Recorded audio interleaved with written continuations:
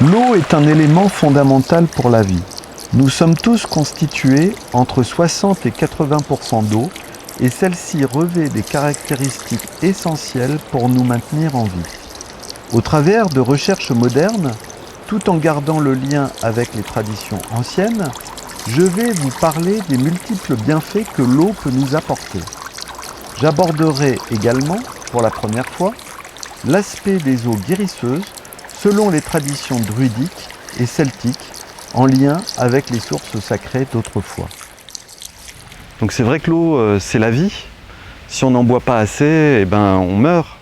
Mais ce que beaucoup de personnes ne savent pas, c'est qu'au départ, les premiers à avoir mis les eaux en bouteille, ce sont les pharmaciens. Les pharmaciens au début du 19e siècle. Mais d'un autre côté, l'aspect de cascade, comme on l'a ici, eh bien, ces cascades vont faire que les petites gouttes d'eau, elles s'éclatent. Et étant éclatées, on va avoir plus d'ions négatifs qui vont être produits. D'ailleurs, il y a quelque chose qui est observé depuis l'Antiquité. Quand on est à proximité de cascades, eh bien, on régénère plus rapidement. Parce qu'il y a beaucoup d'ions négatifs qui sont produits. Et il y a certains chercheurs, comme le professeur Métadier, qui ont étudié la qualité de l'air et qui disent qu'on a une qualité de l'air assez exceptionnelle à proximité des cascades. Ça régénère les cellules, ça régénère l'organisme. Et bien pour l'eau,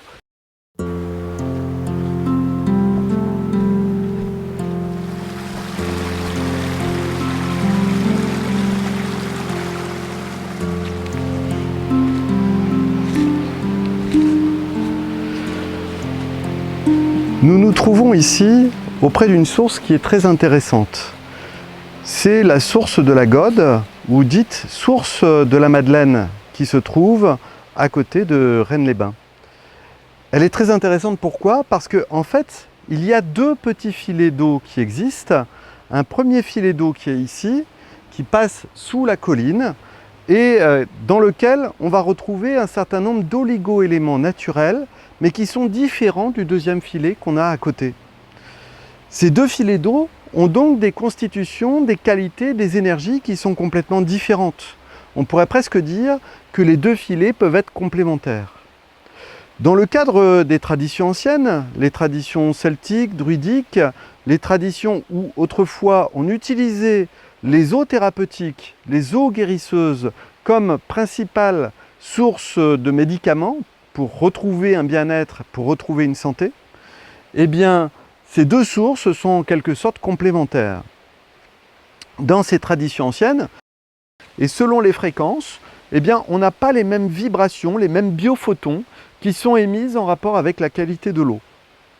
Gudrun de Lavia, dans un de ses ouvrages, parlait des 7 fréquences principales qu'on peut retrouver dans le cadre des eaux-lumière. Et elle nous expliquait que plus on allait avoir de fréquences, plus c'était thérapeutique global, mais qu'on pouvait avoir parfois certaines eaux sur lesquelles on n'a que certaines vibrations, que certains biophotons. Ça n'empêche pas que ces eaux, elles vont être thérapeutiques ou actives ou bénéfiques que par rapport à certaines fonctions pour l'individu. Alors, dans le cadre de la géobiologie, par exemple, on va faire une détection sur la fréquence 2.5.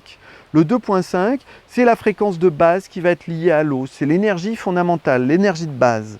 Et quand on passe au-dessus du faisceau, déjà, si ça réagit par rapport à cette fréquence 2.5, c'est qu'on est sur une eau qui a des vertus thérapeutiques et guérisseuses.